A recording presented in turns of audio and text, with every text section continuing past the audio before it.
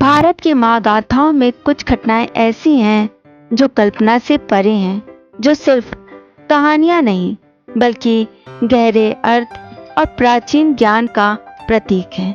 ये कथा है एक स्त्री की जिसने अपने 100 पुत्रों और एक पुत्री को जन्म दिया।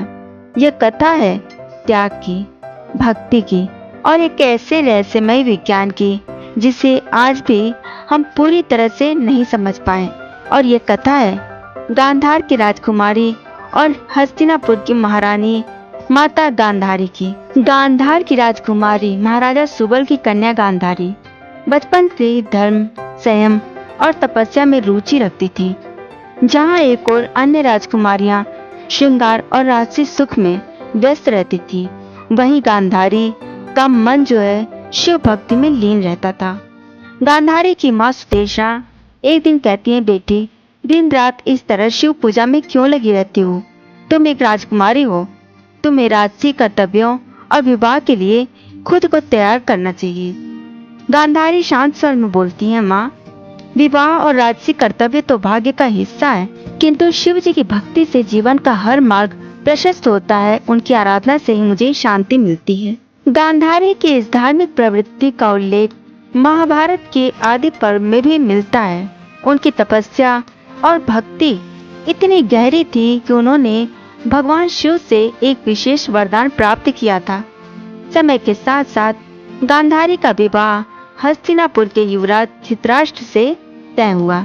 यह जानकर कि उनके पति जन्म से अंधे हैं, गांधारी ने एक ऐसा निर्णय लिया जिसने उनके चरित्र को अमर कर दिया। गांधारी ने कहा, यदि मेरे पति ने जीवन अंधकार में बिताना है तो मैं भी उसी अहंकार में उनका साथ दूंगी।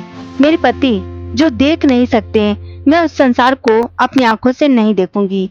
अपने विवाह के बाद गांधारी ने अपनी आंखों की पट्टी कभी नहीं हटाई।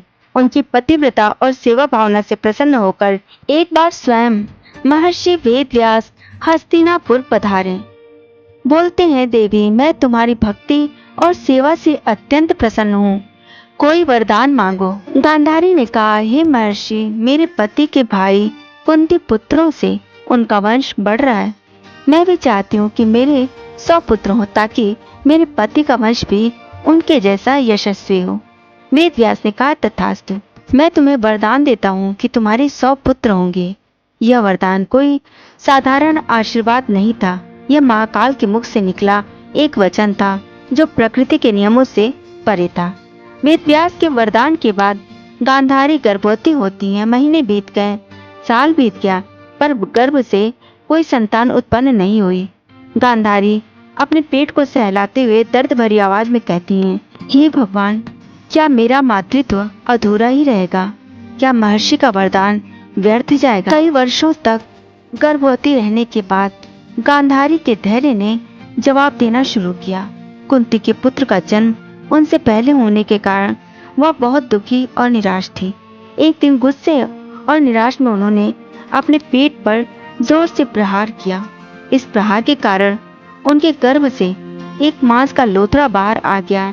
गांधारी ने जब यह देखा तो बहुत डर गई और उसे फेंकने का विचार करने लगी। इसी समय महान ऋषि वेदव्यास वहां प्रकट होते हैं। वेदव्यास ने गांधारी की तपस्या और निष्ठा से प्रसन्न होकर उन्हें 100 पुत्रों का वरदान दिया था। इसलिए जब उन्होंने यह मांस का लोथड़ा देखा तो समझ गए कि उनके वरदान का ही परिणाम। वेदव्यास ने गांधारी को समझाया कि यह मांस का टुकड़ा ही उनके 100 पुत्रों का रूप लेगा। उन्होंने गांधारी को एक विशेष तरीका बताया।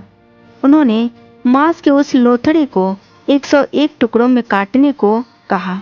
फिर उन टुकड़ों को घी से भरे घड़े में 101 अलग अलग घड़ों में रखने का निर्देश दिया। महर्षि वेदव्यास ने बताया कि इन घड़ों को 2 साल बाद खोला जाए तो 100 पुत्र और एक पुत्री का जन्म होगा। गांधारी ने वेदव्यास के निर्देशों का पालन किया और उन टुकड़ों को घड़ों में रखकर सुरक्षित स्थान पर रख दिया। 2 साल बाद जब गांधारी ने घड़ों को खोला तो उन सब में से 100 पुत्र और एक पुत्री का जन्म हुआ। इन 100 पुत्रों को कौरव कहा गया, जिनमें सबसे बड़े दुर्योधन थे। उनकी एक पुत्री का नाम दुश्शला रखा गया। इस प्रकार गांधारी ने किसी साधारण स्त्री की तरह जन्म नहीं दिया, बल्कि एक दैवीय हस्तक्षेप और वेद व्यास के वरदान के कारण 100 पुत्रों और एक पुत्री को जन्म दिया। ये कहानी न केवल गांधारी के अद्भुत मातृत्व को दर्शाती है, बल्कि यह भी बताती है कि कैसे दैवीय शक्ति और तपस्या से असंभव को भी संभव बनाया जा सकता है। आज की हमारी वीडियो आपको कैसी लगी? वीडियो अच्छी लगेगी तो लाइक कीजिएगा, कमेंट कीजिएगा, सब्सक्राइब कीजिएगा। मिलते हैं अगली वीडियो में, तब तक के लिए राधे राधे।